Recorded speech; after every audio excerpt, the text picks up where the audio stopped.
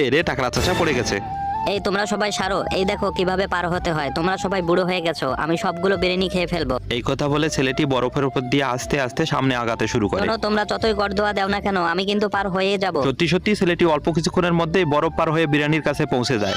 এই যে আমি পৌঁছে গেছি, পারলে তোমরাও কেউ আসো আমার কাছে। এই কথা বলে সে বিরিয়ানি খাওয়া শুরু করে দেয়। আরে পিচ্ছি, ধীরে ধীরে খা। দাঁড়া দাঁড়া, আমিও তোর খাবার বন্ধ করে দেবো। এই কথা বলে সে ছেলেটির কাছে আসার আগেই পড়ে যায় পানিতে। বড় ভাই কি হলো, বলেছিলাম না আমার সাথে পাঙ্গা নিও না, সব বিরিয়ানি আমি খেয়ে ফেলবো। আরে পিচ্ছি, ওর মতো আমি ছোট না, দেখো আমি তোমার বিরিয়ানি খাওয়া বন্ধ করে দেবো। হ্যাঁ ভাই, আসো আসো, পারলে আসো। অনেক চেষ্টা করার পরেও সেও পানিতে পড়ে যায়। বড় ভাই তোমরা তো সবাই চেষ্টা করলা, টাকলা চাচাকে একবার পাঠাই দাও।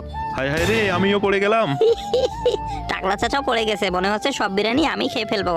আরে বেটা খা খা, আর একটু খা, আমি যাচ্ছি এখনই। আরে আরে আরে, আমিও পড়ে গেলাম। আরে দেখো, তোমরা বৃথা চেষ্টা করো না, বুঝছো? এই যে আমি এখন জুস খাচ্ছি, তোমরা কিছুই খাইতে পারবে না। পারলে আসো, না পারলে আমি সব খেয়ে ফেললাম। তো আমি কিন্তু এবার সত্যি সত্যি তোমার কাছে পৌঁছে